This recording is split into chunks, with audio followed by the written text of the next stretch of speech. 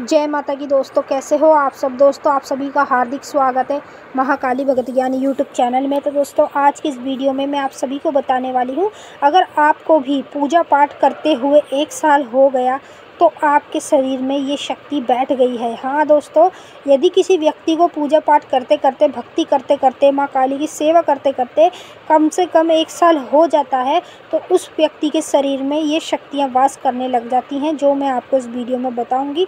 तो यदि आप लोगों को भी माँ काली की पूजा पाठ करते करते 1 साल हो गया है तो आपके शरीर में ये शक्तियाँ बैठ चुकी हैं, और अब आपके शरीर में जब ये शक्ति आ गई है तो अब आपको इन शक्तियों से कार्य कैसे लेना है वो भी मैं आपको इस वीडियो में पूरी जानकारी के साथ ही बताने वाली हूँ।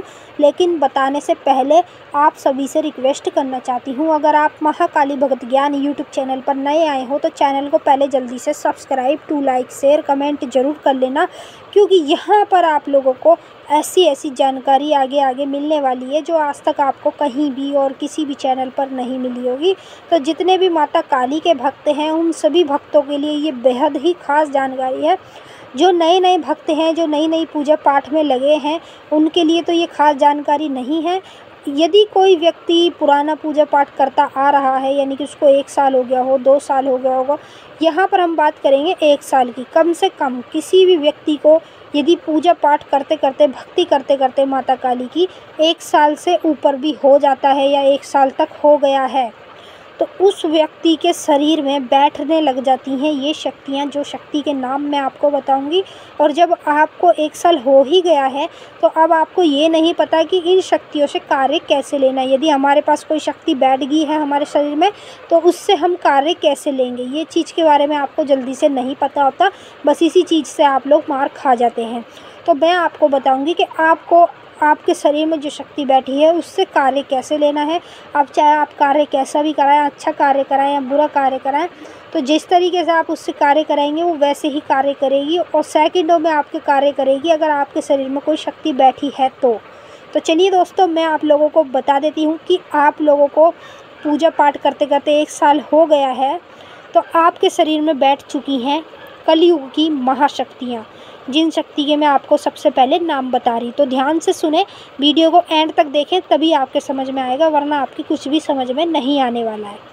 तो जैसा कि आप लोगों को मैं सबसे पहले बताऊं, यदि आप माता काली की पूजा पाठ करते हुए 1 साल हो गया तो आपके शरीर में सबसे पहले काल भैरव की शक्ति बैठती है। समझ रहे हैं आप, काल भैरव की शक्ति बैठती है।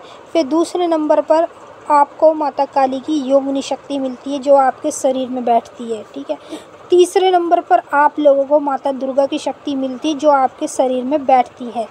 चौथे नंबर पर आप लोगों को माता काली की शक्ति मिलती है जो कि आपके शरीर में बैठती है। और 5वें नंबर पर आप लोगों को मिलती है माता कामाख्या की शक्ति जो आपके शरीर में बैठती है। तो यानी कि ये 5 शक्तियां हैं जो आपके शरीर में बैठ चुकी हैं यदि आपको पूजा पाठ करते करते 1 साल हो गया है तो अब आप लोगों को इन शक्तियों से कार्य कैसे लेना है। और जिन लोगों को इतना समय हो गया है तो उनको सपने के माध्यम में इन शक्तियों के दर्शन भी ज़रूर होते होंगे। अगर उसके शरीर में ये शक्तियाँ बैठी होंगी तो उस व्यक्ति को सपने के माध्यम में माँ कामाख्या के मंदिर दिखता होगा, या मूर्त दिखती होगी, या फिर माँ कामाख्या की फ़ोटो दिखती होगी, या तो फिर जिन शक्तियों के मैंने नाम बताए हैं उन शक्तियों के आप लोगों को मंदिर दिख सकते हैं, फ़ोटो दिख सकती है, मूर्त दिख सकती है। तो यदि आप लोगों को दिखती है तो आपके शरीर में ये शक्तियाँ बैठ गई हैं, तभी आप लोगों को इन शक्तियों के धाम, मंदिर, फ़ोटो सब कुछ दिख रहा है।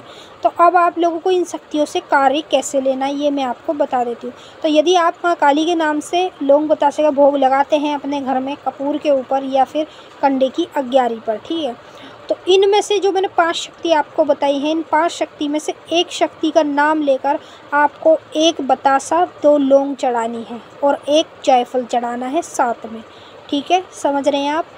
तो आपको 1 बतासा, 2 लौंग, 1 जायफल और 1 नींबू, ये चीज़ आपको उसके नाम से चढ़ानी है जिस शक्ति से आप कार्य लेना चाहते हैं।